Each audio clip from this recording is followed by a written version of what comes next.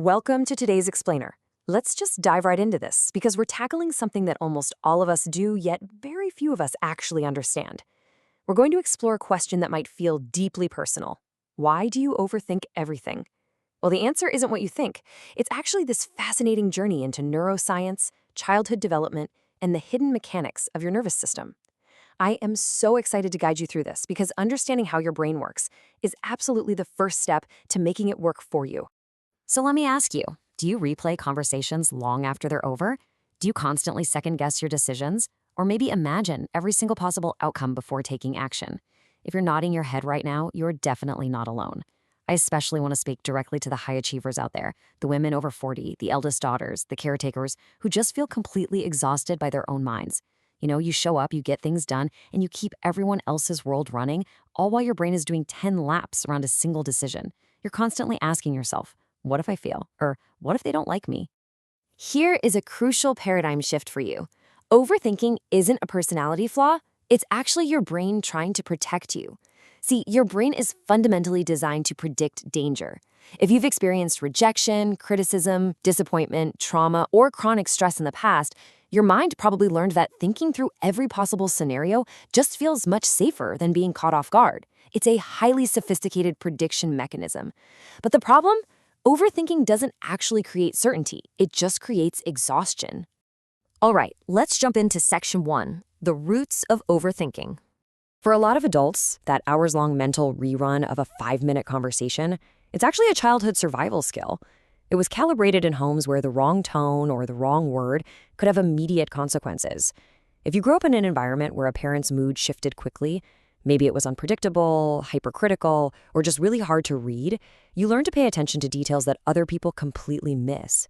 You literally learn to scan the emotional weather to avoid conflict. But the trouble is, this skill often outlives the room that created it.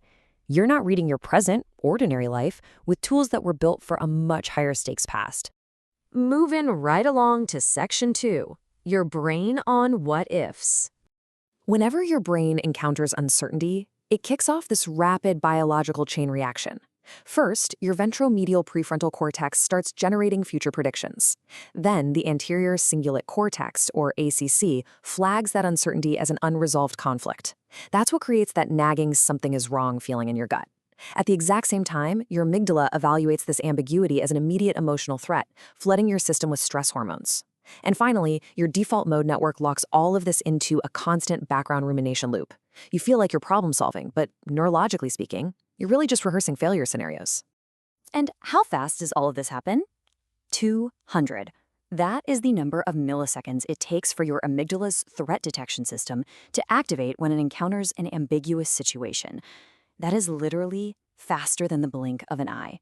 Within just 200 milliseconds of an unread text message or a slightly awkward pause in a meeting, your brain is already bracing for impact. It initiates a cascade of cortisol and norepinephrine before you're even consciously aware that you're feeling anxious. Let's look at section 3, rumination versus reflection. We really need to compare these two states of mind. Think of strategic planning as using your prefrontal cortex to focus on controllable action steps. It's time-bounded, it's solution-focused, and it produces a sense of calm confidence. Anxious prediction, on the other hand, is driven entirely by your limbic system. It obsesses over uncontrollable outcomes, gets trapped in problem analysis, and is based on imagined possibilities rather than actual available information. The big differentiator here? Actionability. Strategic planning gives you clear steps you can take. Anxious prediction just gives you more reasons to worry. Building on that, let's contrast reflection and rumination. Reflection feels fresh and engaged. It asks things like, is this new? And can I apply previous insights in a new way? It leaves you feeling energized. Rumination, though, feels dull and depressing. It's completely stagnant. It usually involves yearning for this illusion of closure from someone else, like wishing another person would admit they were wrong or finally validate your perspective. But here's the truth. If the control rests entirely in the hands of fate or another person, replaying the scenario serves absolutely no purpose beyond self-torture. Which brings us to section 4, tolerating the unknown. Here is a profound way to look at emotional intelligence. It isn't just about being super nice or empathetic. It's actually the ability to understand and manage emotions so that you can successfully tolerate uncertainty instead of trying to eliminate it. Recent studies show that people with lower emotional intelligence tend to view uncertainty as a direct threat to themselves, a sort of egocentric, anxious prediction where they believe ambiguity is unfair and ruins everything. But emotionally intelligent people, they don't try to eliminate the unknown. They recognize when fear is driving their thoughts, and they learn to tolerate the ambiguity while gently redirecting their attention back to what they can actually control. Finally, Section 5, breaking the anxiety loop. Your ultimate biological goal here is to shift your nervous system from this sympathetic survival mode, where we get stuck in fight or flight, to the parasympathetic safety mode, also known as rest and digest. And listen, you cannot logic your way out of a nervous system response. If you don't feel safe with uncertainty, analyzing a problem for 5 hours is not going to help. Instead, you have to stimulate the vagus nerve. Things like mindful movement, engaging your 5 senses, or deep diaphragmatic breath work. These send physical signals to your brain that you are safe, allowing your heart rate to slow down and your mind to finally relax.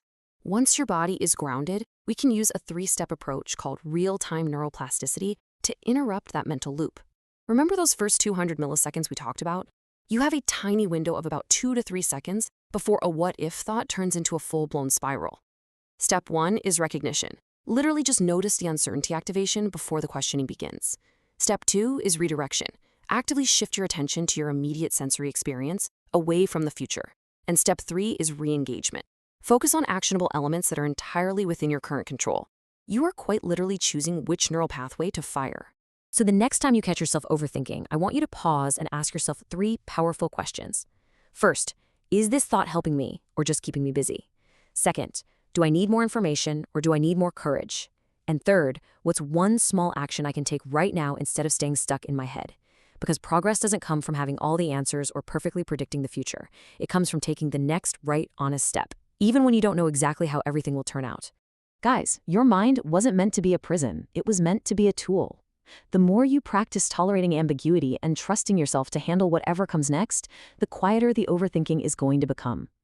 I want to leave you with this question to ponder. What's one thing you tend to overthink the most? Is it relationships, your career, money, or something else entirely? Take a moment to reflect on your own triggers. Thank you so much for joining me for this explainer.